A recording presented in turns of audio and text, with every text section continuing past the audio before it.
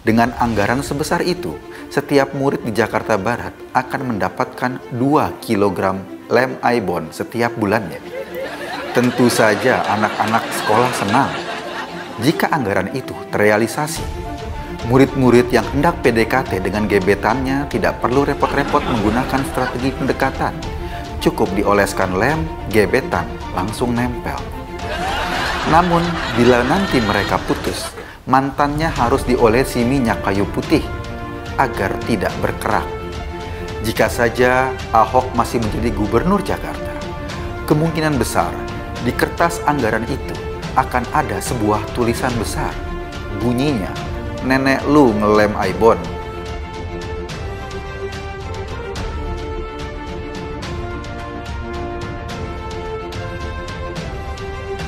Bisa saja Sri Mulyani akan menegur keras Anies soal anggaran tak wajar itu.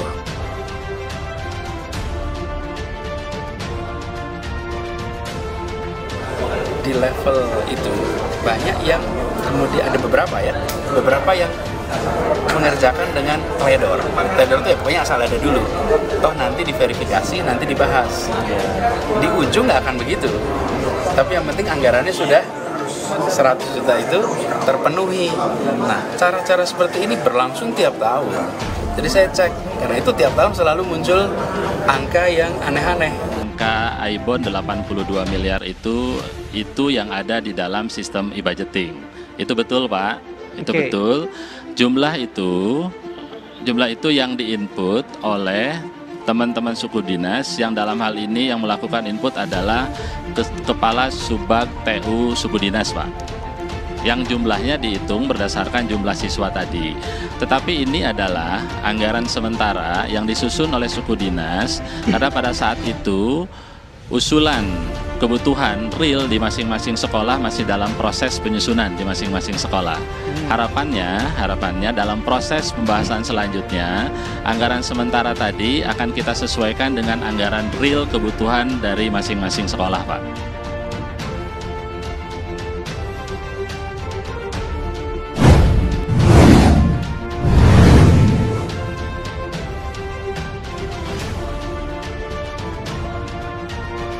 Ternyata Anies pernah ditegur oleh Bu Menteri Sri Mulyani. Teguran ini pasti terkait masalah anggaran juga, yaitu biaya perjalanan dinas yang jumlahnya sangat besar sekali. Biaya perjalanan dinas Pemprov DKI justru melebihi batas dari pemerintah pusat. Nah, kok bisa begitu? Maka apa yang terjadi dahulu itu bisa kita kaitkan dengan kejadian saat ini. Ini ada kaitannya tentang model karakter orang. Bahkan sebenarnya sebelum kampanye Pilkada DKI tahun 2017 itu, Anies sudah diberhentikan sebagai Menteri Pendidikan, padahal masa kerjanya belum selesai. Dan dengan bahasa yang agar tidak terkesan sebagai pemecatan, ia hanya mengatakan dicukupkan. Pintar memang meramu kata-kata untuk sesuatu yang jelas hingga menjadi tidak jelas. Bahkan kata pulau reklamasi pun diubah dengan pantai reklamasi. Anies memang jago meramu kata. Seperti kalimat merajut tenun kebangsaan juga pernah digulirkannya. Namun saat pilkada yang kita saksikan adalah menyelesaikan kekuatan tenun. Karena begitu ganas dan kotornya pertarungan pada pilkada DKI tahun 2017 itu. Sarah dimainkan dengan sangat sadis, karena memang Anies dan timnya saat itu tahu betul bahwa Ahok sulit dikalahkan dengan program-program. Jadi hanya dengan masalah agama dan etnis, Ahok bisa dimaafkan. Dan masa itu sudah lewat. Tapi tetap saja jadi pelajaran penting yang tak bisa dilupakan. Dan itu membuka pikiran kita sebanyak-banyaknya makhluk yang begitu ganas dengan mengatasnamakan agama.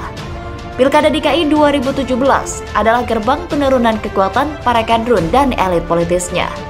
Karena itulah istilah manipulator agama yang diusulkan Pak Jokowi, yang saya kira sangatlah tepat.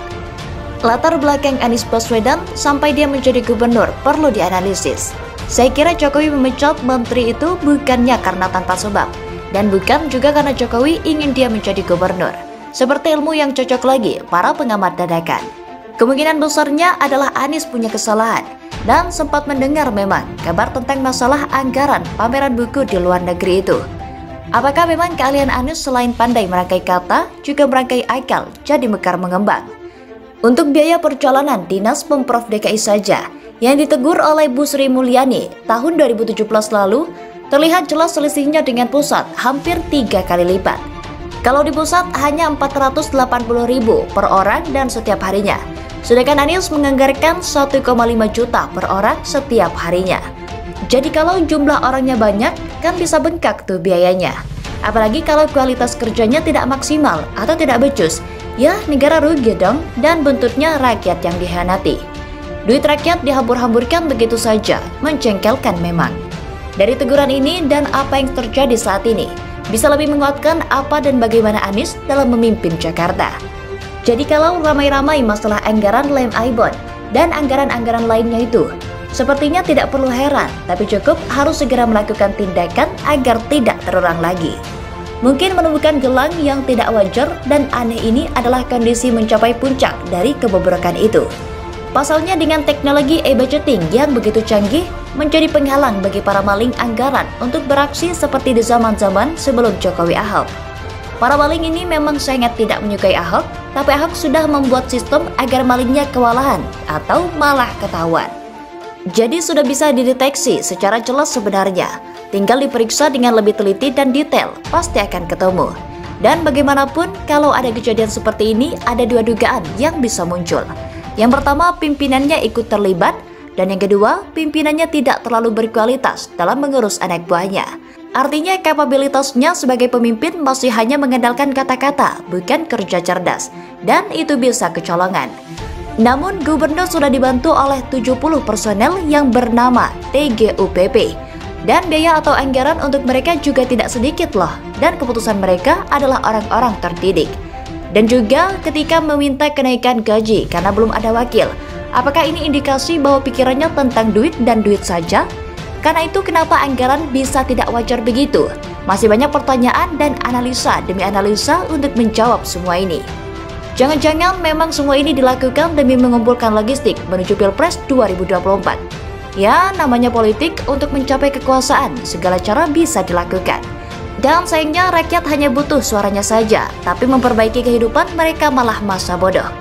Jadi sebagai rakyat biasa hanya bisa berdoa semoga para pengkhianat dan para markup anggaran serta tentunya para koruptor agar segera dibasmi di negeri ini, sehingga mempercepat pembangunan dan mensejahterakan banyak rakyat, bukan hanya segelintir saja.